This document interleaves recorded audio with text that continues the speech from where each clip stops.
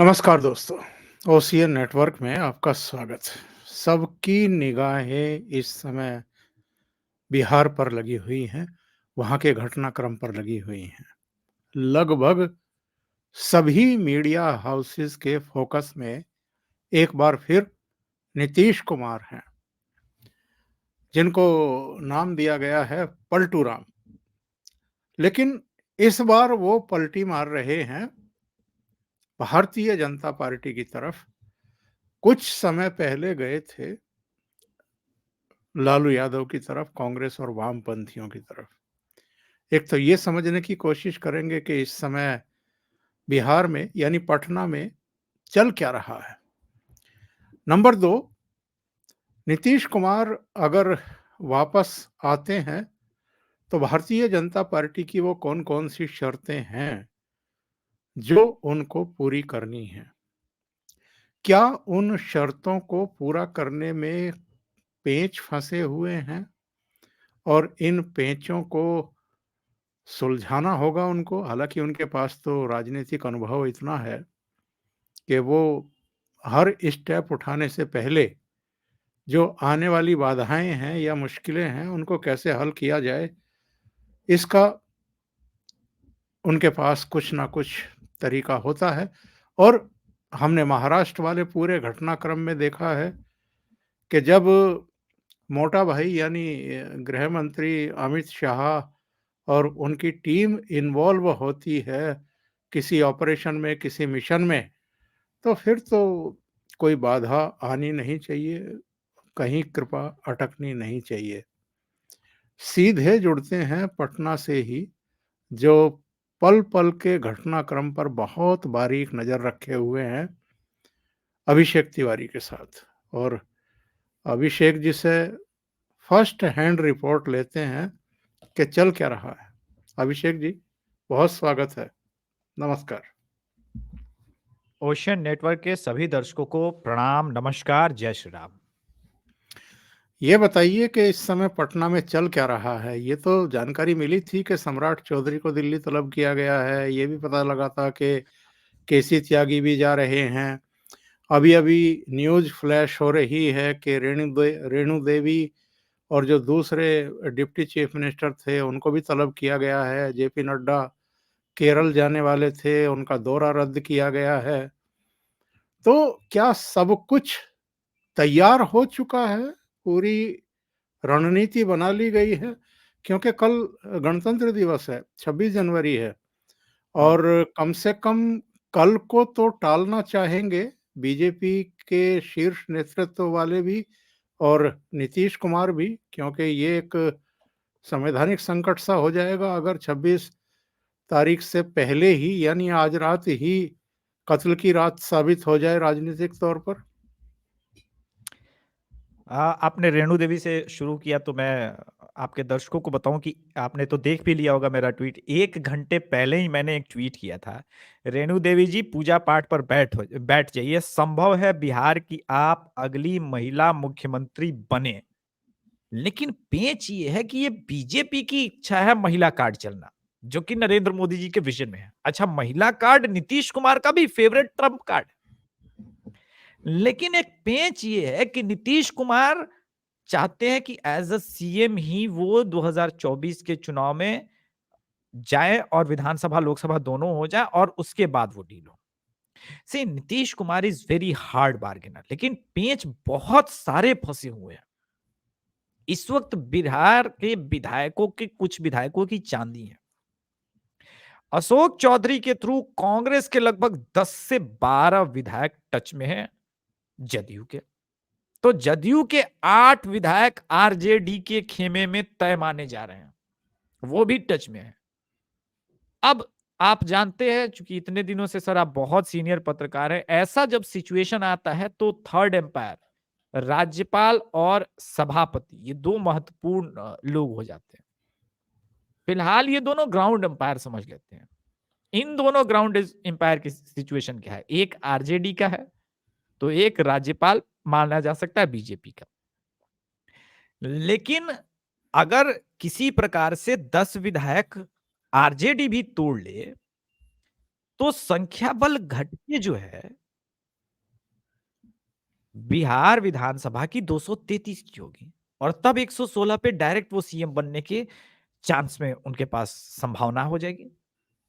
क्योंकि सभापति वाला वोट वहां चल जाएगा, 115 प्लस 1 हो जाएगा 116। तो पहला एक ये कंडीशन है। दूसरा कंडीशन, वो हम के भी विधायकों के समर्थन में अभी तक जीतन मांझी एनडीए के गीत गा रहे हैं। लेकिन आपको भी पता है कि अगर नीतीश जी पलटने मास्टर हैं, तो उससे कम उनके जो है राजनीतिक रूप से उन्हीं के बनाए हुए चेले हैं जीतन राम मांझी, वो कम नहीं है। तो इस वक्त सभी समीकरण साधे जा रहे हैं।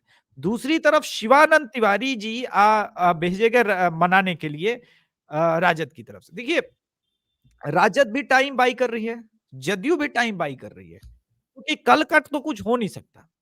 ऐसे में केसी त्यागी जी का बयान जो एयरपोर्ट पे है, उसको राजनीतिक बयान न समझ करके बहुत संतुलित बयान समझा जाए। उन्होंने जो कहा कि नीतीश कुमार आईएनडीए में है, इंडिया में है, इंडिया अलायंस बिल्कुल ठीक चल रहा है, सब कुछ सही है। लेकिन हमको राजनीति अगर समझना है, तो हमको यह समझना होगा कि उसी दिल्ली एयरपोर्ट से जब सम्राट चौधरी बाहर निकले हैं अभी 10 मिनट पहले, तो क्या हुआ? पत्रकारों ने उनसे नीतीश कुमार को प्रोवोक कराने वाले तमाम प्रश्न पूछे और उस मुद्दे पे उन्होंने चुप्पी साध ली। जबकि पिछले 1.5 साल से नीतीश कुमार पे कितने हमलावर रहे। शाम 6 बजे सुशील मोदी, जो कल तक नीतीश कुमार की संभावना को नकार रहे थे, शाम 6 बजे सुशील मोदी कितने सहज दिखे। तो खिचड़ी पकी हुई है। अब बात यह है कि उसमें छौंका किसका पड़े। छौंके के बिना तो खिचड़ी का टेस्ट आएगा नहीं। तो अब दोनों तरफ से संतुलित बार्गेनिंग हो रहा है और आरजेडी किसी भी कीमत में, मैंने 6 महीने पहले भी कहा था, बार बार कहा है कि आरजेडी का जो लालू प्रसाद यादव जी का फोन कॉल गया है, वो नीतीश कुमार को क्या डिगाएगा। क्योंकि उन्होंने कहा कि अगर आप एक सिचुएशन चाहते हैं तो हम सरकार से बाहर चले जाते हैं, आपको सरकार के हम बाहर से समर्थन देते हैं, आप ही सीएम रहिए, डिप्टी सीएम रहिए, सारा पोस्ट अपने पास रहिए, लेकिन अभी अलायंस मत छोड़ के जाइए, ये ठीक समय नहीं है। लेकिन नीतीश को भी पता है ये बाहर का समर्थन जो है डेंजरस है, कितने दिन तक रहेगा पता नहीं। और कहीं ऐसा ना हो कि इस लोभ, अचानक मिले लोभ लालच के चक्कर में, क्योंकि नीतीश कुमार क्या करते हैं, नीतीश कुमार पहले मन बना लेते हैं, वो भी 1-2 महीने पहले। तो जो ललन सिंह का कार्यक्रम हो रहा था उस वक्त सारा मन बना लिया था उन्होंने। मन बनाते हैं, फिर जब काम करते हैं तो दाएं हाथ से काम करेंगे, बाएं हाथ को पता नहीं चलना चाहिए। उनका राजनीतिक स्टाइल है ये। तो नीतीश कुमार मन बना चुके हैं, ऐसे में ही उनका मन तोड़ना बहुत मुश्किल होता है। अमित शाह जी ने भी लास्ट टाइम बहुत प्रयास किए थे और हर बार उन्होंने यही बोला। 2 दिन पहले तक जब पलटना था तो कहा नहीं नहीं बिल्कुल ठीक है, सब कुछ ठीक है। अमित शाह जी, नरेंद्र मोदी जी तो इतना सम्मान देते हैं मेरा, क्यों हम टूटेंगे। अरे ये सब तो दूसरी तरह की बयानबाजी करता रहता है। रोहिणी आचार्य का ट्वीट डिलीट करवाया राजद ने, वो ठीक है, लेकिन उसी समय वो डिलीटेड ट्वीट को भी अपने आईटी सेल के थ्रू नीतीश कुमार ने मंगवाया। वो सारा, चूंकि हम लोग वहीं पर थे, वो सारा घटनाक्रम हम लोग के आंख के सामने चल रहा था। उसके बाद एकदम से विधायकों का आना जाना जदयू का शुरू हुआ, राबड़ी आवास में मीटिंग शुरू हो गई। अरे भाई, आप लोग कह रहे हैं कि राजनीतिक रूप से ये 26 जनवरी की प्रैक्टिस है, हम लोग इतने बुद्धू हैं क्या? दिन भर वहां पे, अच्छा मैं घिरा ही पत्रकारों से था, क्योंकि जी न्यूज वाले, आज तक वाले, सभी पत्रकार तो वहीं पे थे। आपके शो करने के लिए मैं भागा-भागा आया, वरना मैं हो सकता था कि 9 बजे आता। अभी भी हमारे मित्रगण वहीं पे हैं और टीम एटीएस की तरफ से आशुतोष पांडे 10 बजे रात तक वहीं पे रहेंगे, जदयू आवास के पास। देखिए, डील सब कुछ डन है, सिर्फ वही मुख्यमंत्री वाला जो थोड़ा बहुत पेंच फंस रहा है। मुझे लगता है कि एक बहुत सुलझे हुए व्यक्ति इस चीज को निगोशिएट कर रहे हैं, बीजेपी और जदयू को, और वो भी निगोशिएशन हो जाएगा, उसमें भी कोई बड़ी बाधा मुझे नजर नहीं आ रही है। लेकिन बड़ी बात यह है कि क्या फिर भी बिहार राजनीतिक रूप से अस्थिर माना जाएगा? ओमकार सर, मेरा मानना है कि पिछले 10 साल से बिहार राजनीतिक रूप से अस्थिर ही है। एक बिहारी होने के नाते मेरे लिए लगातार ये दुख की बात है कि बीजेपी जैसी पार्टी भी नीतीश कुमार के पास ही वापस जाती है। पिछले 1.5 साल से फिर आपने नया कैडर बनाया, सम्राट चौधरी के पास नेतृत्व दिया, आपके कहने पे आपके हनुमान चिराग पासवान बहुत कुछ बोलते रहे और रिजल्ट क्या है आउटकम 2024 के चुनाव के पहले हम कहां जा रहे हैं? फिर वही उसी शून्य से शुरुआत। तो मुझे लगता है कि बिहार जरूर एक ऐसी स्थिति में है कि कभी शून्य भारत ने दिया था, लेकिन फिलहाल 10 साल से लगातार राजनीतिक रूप की जो शून्यता है, वो बिहार दे रहा है। जी। देखिए, उत्तर प्रदेश में भारतीय जनता पार्टी ने 80 की 80 सीट जीतने का प्लान बनाया है जी। और उस पर वो ज़मीन पर काम भी करती हुई दिखाई दे रही है, भगवान राम के मंदिर का प्राण प्रतिष्ठा। इसके बिल्कुल। बाद अब इनके विरोधी भी कहने लगे हैं कि कांग्रेस हो, समाजवादी पार्टी हो, बहुजन समाज पार्टी हो, ये अपना खाता खोल लें तो बहुत बड़ी बात है। उत्तर प्रदेश की 80 सीटों पर इनकी निगाह है, महाराष्ट्र की 48 सीटों पर इनकी निगाह है। ममता बनर्जी की जो बौखलाहट है, जिस तरीके से उन्होंने अल्लाह कसम खा कर के हिंदुओं को धमकाया है और ये कहा है कि मैं तो आपको माफ़ नहीं करूँगी, करूँगा। ये सीधे-सीधे एक असुरक्षा की भावना ममता बनर्जी के भीतर भी दिखाई दे रही है। 42 सीटों वाले पश्चिम बंगाल में अगर भारतीय जनता पार्टी इस बार आधी से ज़्यादा सीटें ले जाएँ तो किसी को आश्चर्य नहीं होगा। रहा बिहार, तो बिहार में मुझे लगता है कि जो अक्सर मोदी जी कहते हैं, यही समय है, सही समय है। लोकसभा चुनाव की घोषणा होने वाली है मार्च के फर्स्ट या सेकंड वीक में और उससे पहले भारतीय जनता पार्टी चाहती है कि बिहार को लेकर के उन्होंने जो रोड मैप तय किया है, वो अब ज़मीन पर उतार दिया जाए। जो आपकी सूचना है, आपका मानना है कि रेणु देवी को मुख्यमंत्री बनाया जाएगा। जो मेरे पास सूचनाएँ आ रही हैं, हालाँकि आप पटना में बैठे हैं, मैं दिल्ली में बैठा हूँ, वो तो ये है कि एक तो नीतीश को कहा गया है कि आपको मुख्यमंत्री पद छोड़ना होगा जी। और अगर सरकार बनती है तो हमारा बनेगा और आपके अनुसार रेणु देवी पर दाँव खेला जाएगा यानी महिला कार्ड खेला जाएगा। मेरी सूचना ये थी कि इनको मुख्यमंत्री पद भी छोड़ना है, इनको विधानसभा भी डिसॉल्व करानी है ये दोनों और सूचनाएँ ठीक है। प्राइमरी जो आपकी और दोनों सूचनाएँ हैं सर, दोनों ठीक है। और भाजपा नेतृत्व चाहता है कि लोकसभा के साथ ही वहाँ पर विधानसभा चुनाव भी करा लिए जाए। तो अगर ये सिचुएशन बनती है, तो फिर नीतीश का क्या? नीतीश को आगे क्या कहीं राज्यपाल बना के भेजेंगे, सेंट्रल गवर्नमेंट में कहीं लेंगे? क्योंकि एक खबर ये भी चल रही है कि शायद रेल मंत्री बना दें, तो ये वही परिपाटी है, एक परंपरागत पत्रकारिता है कि वो रेल मंत्री रहे हैं, तो फिर रेल मंत्री बना देंगे। पर मुझे नहीं लगता कि मोदी जो हैं वो इस तरीके से राजनीति करते हैं। जी। आपकी प्राइमरी और ये जो दूसरी आपने रेल मंत्रालय बिल्कुल सटीक बोला है सर, जो मोदी जी को जानते हैं, इस प्रकार की राजनीति और ऐसे होती भी नहीं है और ये करते नहीं है, परंपरागत रूप से पत्रकारिता का दौर चला गया। देखिए नीतीश जी को कुछ तो बड़ा ऑफर करना पड़ेगा क्योंकि आरजेडी आज ही रात तक मुझे लगता है सारा ऑफर कर देगी। अभी-अभी प्राप्त जानकारी के अनुसार शिवानंद तिवारी जो कि जदयू में भी रहे हैं, आरजेडी में भी रहे हैं, जदयू के भी उन लोगों से बहुत मधुर संबंध रखते हैं, उनको मनाने भेजा गया है। जब हम लाइव कर रहे हैं तो कि भाई पेच सुलझाइए, सरकार गिराने का सही समय नहीं है। अब देखिए राजद सारा साम दाम दंड भेद सब कर रही है। शिवानंद तिवारी को भी भेज रही है। लालू प्रसाद यादव लगातार नीतीश कुमार को फोन कर रहे हैं। इसके अलावा विधायक भी तोड़ने का बैक एंड से प्रयास चल रहा है और इनको ये लगता है कि नीतीश कुमार को कुछ पता नहीं है। नीतीश कुमार का मैंने बार-बार कहा है, आप किसी का भी विधायक तोड़ लें, आप शिवसेना का तोड़ लें, एनसीपी का तोड़ लें, कांग्रेस का तोड़ लें, नीतीश कुमार का विधायक तोड़ना मजाक है क्या? नीतीश कुमार की नज़र सब पे होती है। वो एक है ना कि सबकी नज़र साकी पे है, पर साकी की सब पे नज़र हो ये ज़रूरी तो नहीं, उम्र जलवों में बसर हो ये ज़रूरी तो नहीं। तो कुछ वैसी स्थिति है सर नीतीश कुमार की। अब नीतीश कुमार मन बनाए हैं तो कुछ तो बड़ा ऑफर किया होगा। मैं वही कह रहा हूँ अभी वही दिल्ली में नेगोशिएशन चल रहा है। बीजेपी के सारे नेताओं को कहा गया है नीतीश कुमार पे गलत बयानबाजी अभी बंद हो। सब बड़े नेता, दोनों डिप्टी सीएम, विपक्ष के नेता, नित्यानंद राय, सबको दिल्ली बुलाया गया है। गिरिराज सिंह जी दोपहर में उल्टा सीधा बोल रहे थे, उनको भी बता दिया गया कि नहीं बोलना है।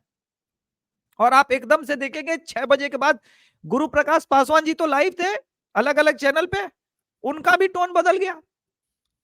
वो कर्पूरी ठाकुर जी और यहां वहां कर रहे हैं, लेकिन नीतीश जी पे डायरेक्ट अटैक नहीं कर रहे। इनफैक्ट रोहिणी आचार्य पे गुरु प्रकाश जी ने अटैक कर दिया।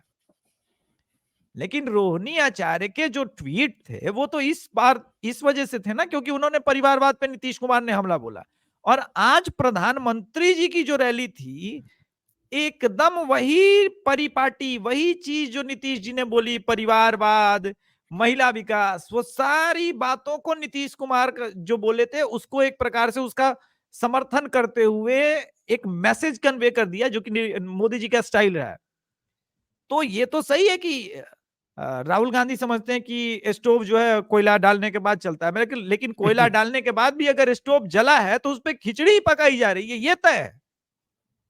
और मुझे लगता है कि ये सही समय पे न्याय यात्रा में वो निकले हैं। बंगाल में गए न्याय यात्रा के लिए, ममता निकल गई। बिहार में आने वाले हैं 30 तारीख को, ये भी निकल जाएंगे।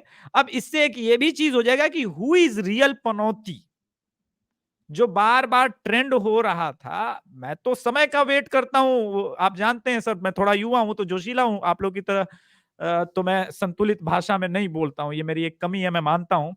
शायद मैं आपकी उम्र तक आते आते सीख भी जाऊंगा, आप जैसी पत्रकारिता प्रयास करूंगा, आप जैसे गुरुजनों का आशीर्वाद रहा तो। लेकिन मैं तो सही समय पे सही शब्द का उपयोग अभी करूंगा कि हु इज रियल पनौती। न्याय यात्रा शुरू की, मिलिंद जी निकल गए महाराष्ट्र से, बंगाल पहुंचे, ममता निकल गई। वहां पंजाब से आम आदमी पार्टी के भगवंत मान के वहां के सीएम ने कह दिया कि एक भी सीट नहीं देंगे।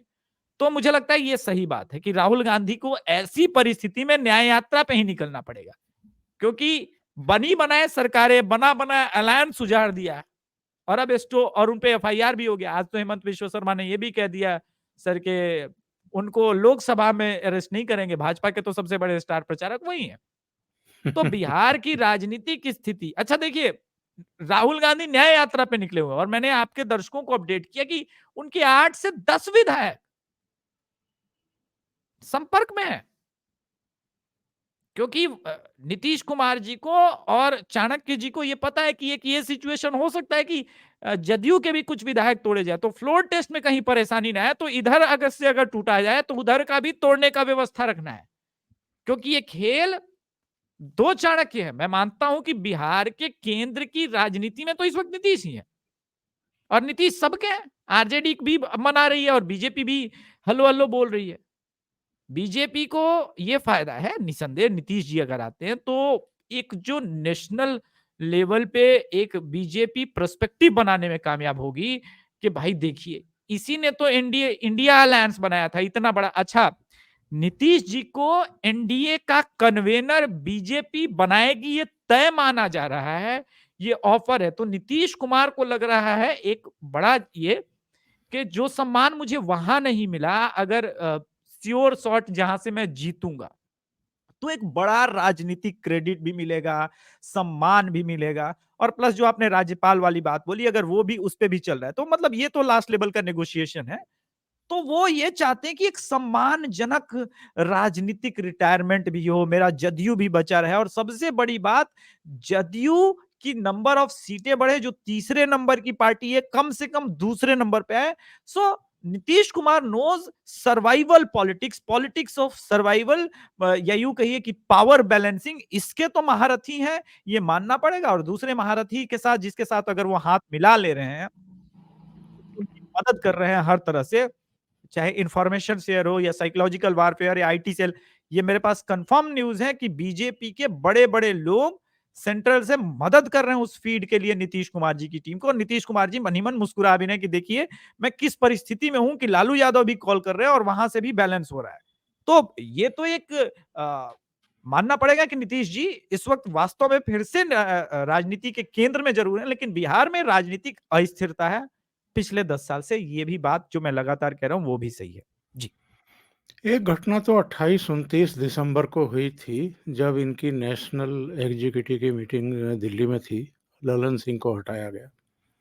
और बाद में ये जानकारी मिली कि ललन सिंह को हटाया क्यों गया, क्योंकि उनके पास ये पक्की सूचना थी कि ललन सिंह 11 एमएलए को तोड़ करके तेजस्वी को मुख्यमंत्री बनवाने जा रहे थे और खुद राज्यसभा में जाना चाहते थे लालू यादव के सहयोग से। एक घटना तो वो हुई थी अभिषेक जी, दूसरी घटना जो है वो 2 दिन पहले जब अचानक ये विजय चौधरी के साथ राजभवन गए और जब इस पर हल्ला हुआ तो कह दिया गया कि नहीं, नहीं वो 7 या 9 कुलपतियों की नियुक्ति का मामला था, कुछ बजट सत्र को लेकर के चर्चा करनी थी, कुछ और मसले थे, राज्यपाल के पास तो हम लोग इसलिए गए थे। लेकिन मुझे लगता है कि सेंटर से उनसे कहा गया होगा कि आप एक बार गवर्नर से मिल लीजिए, आगे का जो भी रोड मैप होगा, कैसे करना है, कैसे नहीं करना है। और जो मैंने महाराष्ट्र की चर्चा की थी कि एकनाथ शिंदे वाला जो पूरा प्रकरण हुआ और बाद में फिर अजित पवार वाला प्रकरण हुआ, उसमें मैं व्यक्तिगत तौर पर जानता हूं कि ये लोग दिल्ली आते थे, तुषार मेहता से मिलते थे। इसके अलावा लंदन से लाइन अप किया गया था साल्वे साहब को, वो भी इनको सलाह देते थे। तो बहुत फूल प्रूफ जो है योजनाएं बनाई जाती हैं सेंट्रल गवर्नमेंट या जो चाणक्य जिनको हम बोलते हैं अमित शाह के यहाँ से। तो इस समय बिहार में वही सब चल रहा है, बिल्कुल एकदम फूल प्रूफ जो है ऑपरेशन कामयाब हो जाए, इसके लिए फूंक-फूंक करके कदम रखे जा रहे हैं। बिल्कुल ओमकार सर, ये एक्सपीरियंस है जो आपका पत्रकारिता में है। जो आपने एक्सप्लेन किया बिल्कुल वही प्लान, वही चीज़ें, वहाँ भी लीगल टीम है, इस वक़्त जदयू में भी लीगल टीम है। कल वो बहुत देर तक हमने बात भी की थी उस पे जब राज्यपाल जी से मिले थे तो। अच्छा वो भी देखिए मीडिया के साथ कैसे खेलना है ये तो नेताओं को पता ही होता है। कहा गया कि नहीं वीसी की नियुक्ति की बात करिए। वीसी की नियुक्ति के लिए 50 मिनट तक की बात अगर हुई थी तो आज ये सारा रिजल्ट कैसे आ सकता है? जिसकी बात हमने प्रेडिक्शन पहले ही की थी। तो ये सही बात है। इस वक़्त सारे दाँव-पेच फुल प्रूफ प्लानिंग के साथ हो रहा है क्योंकि आरजेडी कमज़ोर नहीं है, ये बात नीतीश कुमार को पता है। और नीतीश कुमार को पता है कि पिछली बार अगर तोड़ने का प्रयास हुआ था, तो ऐसा नहीं है कि मेरे कुछ विधायक टूटे नहीं और इस वक़्त अ, जहाँ तक मेरे पास इन्फॉर्मेशन है 5 से 10 करोड़ विधायकों का रेट चल रहा है। जो कि जदयू वालों को भी ऑफर हो रहा है, कुछ कांग्रेस वालों को भी, यहां तक कि हम के भी कुछ विधायकों से भी जान पहचान बढ़ाने का प्रयास शुरू हो गया है कि अगर 10 से 12 तोड़ लेंगे तो अकेले हम तेजस्वी को सीएम बनाने में कामयाब हो जाएंगे। ये सारा चल रहा है, यानी कुल मिलाकर के बिहार में जो मैं कह रहा हूं भयंकर राजनीतिक अस्थिरता का माहौल है और जिस प्रकार से बिहार को तहस नहस करने का प्रयास किया जा रहा है वो अपने आप में गजब की चीज है। हाँ, लेकिन ये है कि नीतीश कुमार इसी प्रकार की राजनीति करते ऐसे ही करते हैं। कभी-कभी लगता है कि नीतीश कुमार आप लोग को एक बहुत अच्छा उदाहरण देता हूँ, मैं थोड़ा युवा हूँ तो उसका। कभी ट्रैफिक जाम में अगर आप बिहार या उत्तर प्रदेश या पूर्वांचल की 2 लेन सड़कों में फँसेंगे, तो एक इम्पेशेंट ड्राइवर होता है, जो कभी लेन 2 में जाएगा, कभी लेन 1 में जाएगा, जहाँ भी जाएगा उसे लगेगा कि ये तेज़ चल रहा है तो उसमें घुस जाएगा, उसे लग रहा है कि ये वाली गाड़ियाँ निकल रही है तो दूसरी तरफ निकल जाएगा। तो नीतीश कुमार कुछ वैसे ही इम्पेशेंट ड्राइवर हैं। कभी आरजेडी की तरफ मोड़ लेंगे, कभी जदयू की बीजेपी की तरफ मोड़ लेंगे, बस जदयू आगे रहना चाहिए, उनका ये है। तो अच्छा, दूसरी बात, अध्यक्ष पद वो बने हुए पे हैं, तो वो नहीं चाहते हैं कि उनके रहते हुए जदयू बुरे परफॉर्मेंस के साथ जाए लोकसभा में। इसीलिए कल का भाषण जिन जिन लोगों ने नीतीश कुमार का सुना हो उसमें बहुत 3 चीजें क्लियर थी। नीतीश कुमार ने 2 लाख लोगों को संबोधित किया खड़े होकर के और पहला मैसेज दिया कि नहीं, उनकी मानसिक और शारीरिक दोनों रूप से वो बहुत स्वस्थ हैं। बार-बार इंक्लूसिव पॉलिटिक्स की बात शुरू की। एक बार भी राहुल गांधी, लालू प्रसाद यादव या फिर महागठबंधन का नाम तक नहीं लिया। लेकिन मोदी जी की उसी मंच से प्रशंसा कर दी। तो बहुत बैलेंस्ड उन्होंने स्पीच दिया और साथ में ये बता दिया कि ये जो 2 लाख कार्यकर्ता यहां पर जुटे हुए, इतनी बड़ी भीड़, ये मेरे साथ, मैं अकेला नहीं हूं। इसलिए ये जो बैलेंस करने का खेल मैं कहता हूं वो बड़ा गजब का नीतीश कुमार ने किया। लेकिन एक बात तो मानेंगे कि अभी 1.5 महीना 2 महीना पहले तक भी जो विश्लेषक हैं वो ये कह रहे थे कि भारतीय जनता पार्टी को नीतीश को नहीं लेना चाहिए और जी, प्रशांत किशोर से लेकर के तमाम जो ज़मीनी राजनीति को जानते हैं, अध्ययन करते हैं और कई राज्यों में कई पार्टियों के नेताओं के लिए रणनीति बना चुके हैं। उनका भी ये कहना था कि नीतीश फिनिश होने वाले हैं इस चुनाव में, खत्म हो जाएँगे। उनकी 2 से ज़्यादा 4 सीटें, इससे ज़्यादा नहीं आएँगी। ठीक तो बात। ऐसे में जबकि बहुत सारे लोगों का कहना है कि नीतीश अपनी बार-बार पलटी मार करके और बार-बार जो है जनादेश का अपमान करके अपनी विश्वसनीयता खो चुके हैं और जनाधार तो खो ही चुके हैं। 115 सीटों से सीधे 71 पर आए थे, 73 पर आए थे, फिर वहाँ से खिसके तो 43 सीटों पर आ गए। बिना बीजेपी के लड़के देख लिया था, 2 सीटें आई थी 2014 में, बीजेपी के साथ आए तो फिर 16 सीटें आ गई। तो ऐसे में क्या बीजेपी खतरा नहीं उठा रही है या एक और झटका देना चाहती है वो इंडी अलायंस को? वैसे तो झटके वहाँ शुरू हो चुके हैं, आम आदमी पार्टी दे चुकी, ममता बनर्जी दे चुकी। अब नीतीश अगर झटका देंगे तो बचेगा ही नहीं इंडी अलायंस। देखिए, दोनों बातें हैं, लेकिन एक व्यक्तिगत मत मेरा भी है कि इस अलायंस से बीजेपी को फ़ायदा नहीं है, नीतीश को बहुत फ़ायदा है। उनकी पार्टी रिवाइव हो जाएगी। मैं गारंटी देता हूँ कि इस अलायंस में अगर वो चुनाव लड़ते हैं, तो उनको जितनी 15, 16, 14 जितनी सीटें ऑफ़र होगी, वो सारी की सारी वो सीटें जीतेंगे। एनडीए 40 में से 39 फिर से सीटें जीतेगी बिहार से, क्योंकि वो समीकरण देखिए, बिहार तो जातिवादी पैटर्न पे वोट करता है, समीकरण बेस्ड वोट करता है। और फिर पासवान भी यहीं रहेगा, इसी साइड रहेगा, लौ कुश समीकरण यहीं पे रहेगा। तो फिर आप कहाँ जाएँगे? प्लस बीजेपी का कोर वोट बैंक। तो सिर्फ़ आप माई समीकरण के भरोसे चुनाव नहीं जीत सकते ना। तो ये पहली चीज़। लेकिन नीतीश कुमार मुझे लगता है एक और कार्ड खेलना चाह रहे हैं। आपको याद होगा 2014 के बाद उन्होंने 1 साल जीतन राम मांझी कार्ड भी खेला। बोला चुनाव तक देख लेंगे, जीतन राम मांझी को बना देते हैं, कोई दिक्कत नहीं है। तो अभी वो चाहते हैं कि कोई बात नहीं। अगर कुछ अच्छा वेल ऑफर हो रहा है, हमारे 14-15 सांसद हो जाएँगे, तो 1 साल बिना बिना सीएम के भी हम रह के देख लेंगे। इस वक़्त पावर बैलेंस करने में कोई दिक्कत नहीं है और जिसको-जिसको मनाना पड़ता है मना लेंगे। लेकिन 4 या 3 लोकसभा सांसद पे आ जाएँगे, तो मेरी 2025 में जो है वो बार्गेन वाली पावर चली जाएगी। वो इसलिए चली जाएगी क्योंकि आरजेडी उस वक़्त कहेगी तुम्हारा बचा क्या? तुम्हारे बगैर हम जीत सकते हैं। और उस वक़्त अगर मैं बाहर किया गया राजनीति से, तो तब न ना तो मैं बीजेपी के साइड आ पाऊँगा और ना आरजेडी की तरफ। तो वो लंबा सोच रहे हैं और लंबा सोचना बताता है कि मानसिक रूप से फिर से स्वस्थ हो गए। ललन सिंह के हटाए जाने के बाद बहुत चीज़ें बदली है। जदयू का पूरा कार्यकारिणी का मॉडल बदल दिया गया, वहाँ प्रो बीजेपी के लोग बिठाए गए। वो तो हम लोग जो सेंटिमेंट 1-2 महीने से पढ़ रहे हैं, वो भी तो देख रहे हैं ना कि चल क्या रहा है आखिर। उसी के हिसाब से तो हम राजनीतिक रूप से विश्लेषण कर पाते हैं। तो मेरा ये मानना है कि बीजेपी को फ़ायदा हो ना हो, नीतीश का फ़ायदा ही फ़ायदा है इस अलायंस में। और बीजेपी के कैडर को तभी बुरा नहीं लगेगा जब उन्हें लगेगा कि नहीं, अपना सीएम पहली बार बीजेपी का बन गया, तो बीजेपी का कैडर भी मान जाएगा।